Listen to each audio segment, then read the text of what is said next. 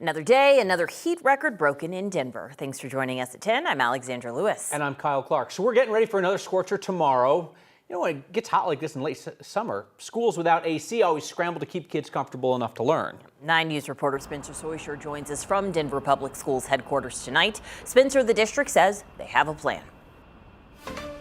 Yeah, obviously we're not used to these types of temperatures at this time of the year, but a couple of years back, voters approved a bond that added AC into schools that didn't already have it in Denver Public Schools. Not all of that's been installed yet, and for the schools that don't have AC yet, well, DPS says they've got a plan that starts early in the morning.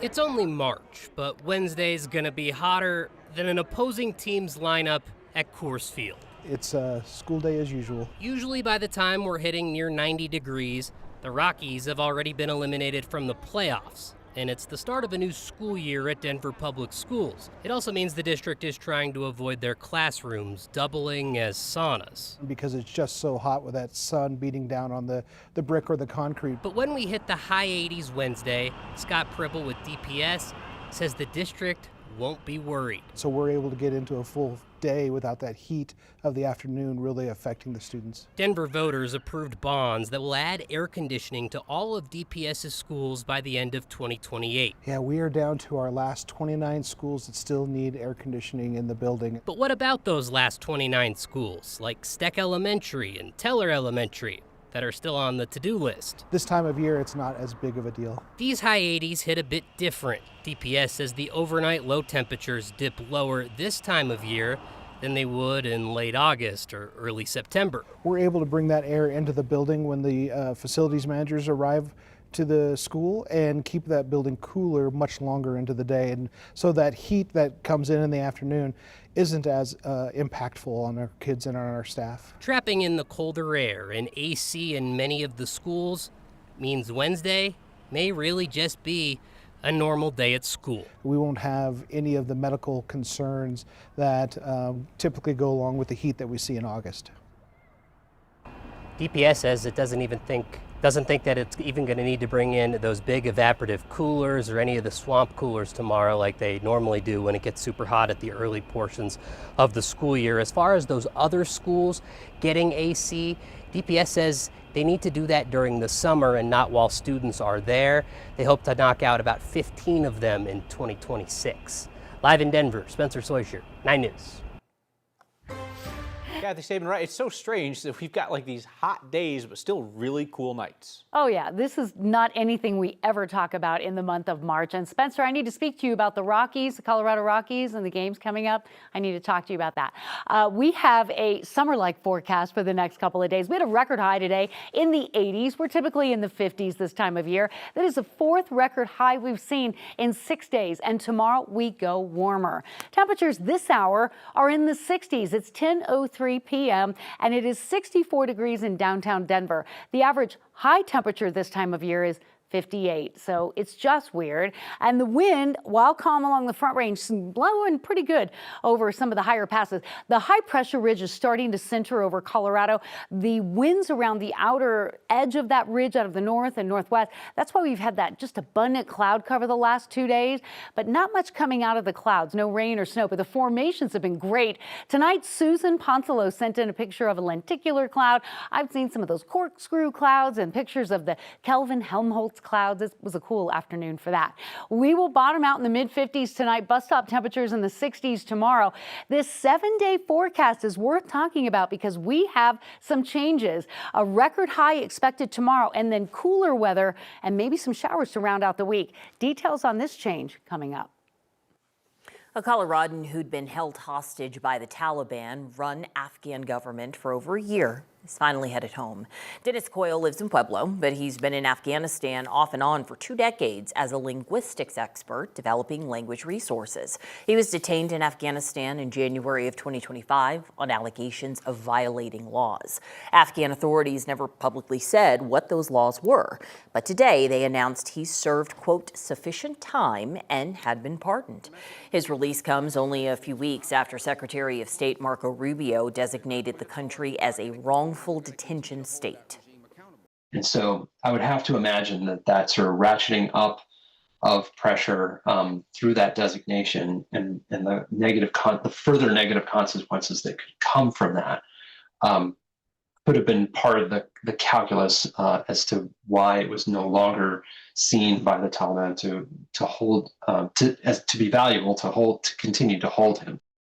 In a statement, Dennis's family said they are filled with overwhelming gratitude after hearing news of his release.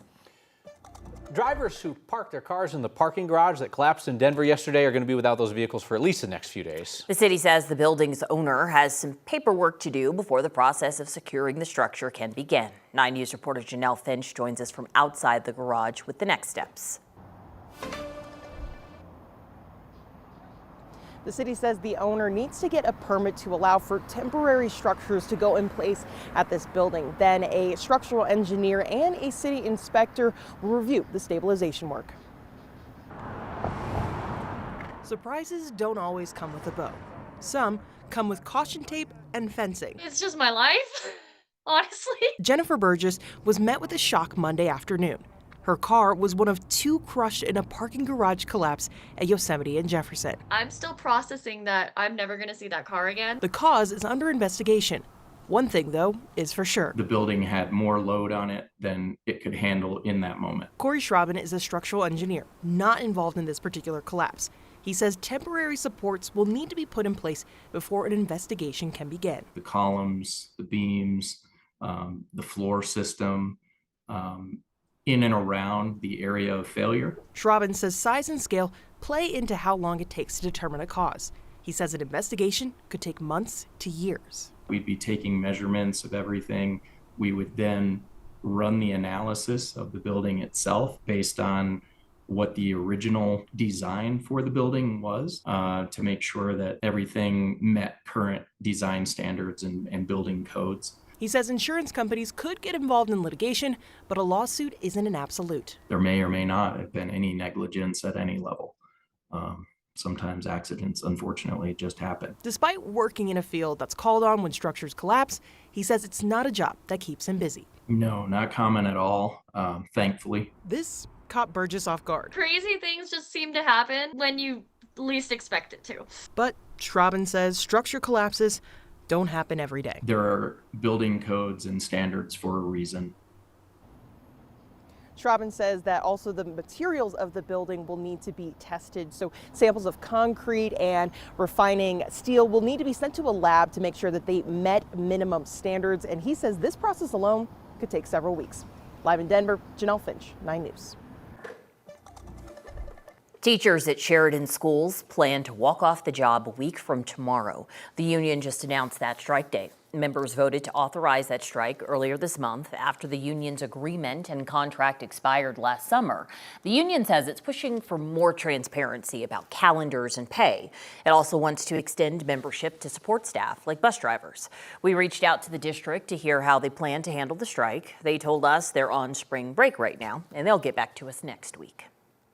American women have only been legally allowed to get credit from banks on their own for a little more than 50 years. As we celebrate Women's History Month, we look back on an institution in Denver that helped women achieve that financial freedom. Here's 9 News reporter Rachel Krause. It's something so simple that people forget about a lot unless they talk to their grandmas or their moms. Writing a check for rent or swiping a credit card for a coffee are routine, even mundane. For women 50 years earlier, unheard of. Before 1974, if a woman went to a bank and she wanted a checkbook, a credit card, her own bank account, a loan, that was a no-go for almost everybody. Dr. Gwen Lockman with History Colorado says for many, that meant they needed their husband's okay to access accounts or money. Even Congresswoman Schroeder talked about not being able to get her own checkbook as a congresswoman. No husband?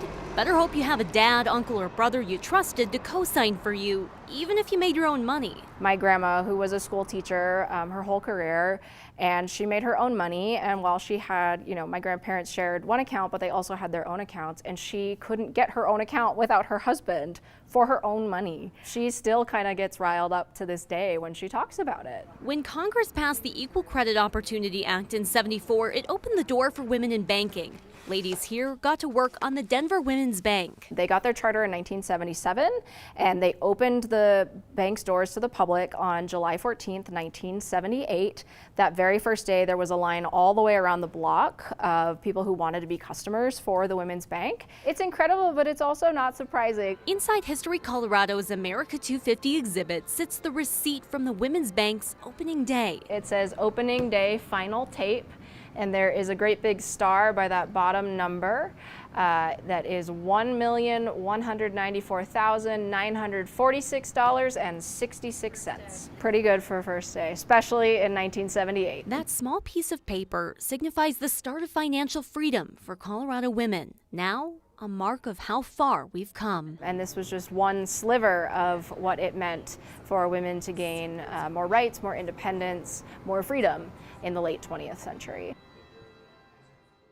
History Colorado says the Denver Women's Bank was the second women's bank to be nationally chartered. The first was in D.C. Impressive still when you consider that the long line of ladies on their first day open deposited $1.2 million. No computers, and it was all done by hand and with calculators today. That's about $6 million.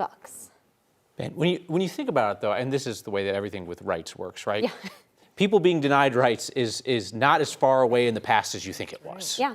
50 years is really not that far away. It's one generation ago, and it's something that I think a lot of women are really familiar with, and a lot of men are often really surprised by. This is so recent. Yeah, and to think that happened right here in Colorado, that's very cool. Yeah, and just 80 years after women were able to finally get the right to vote. Amazing.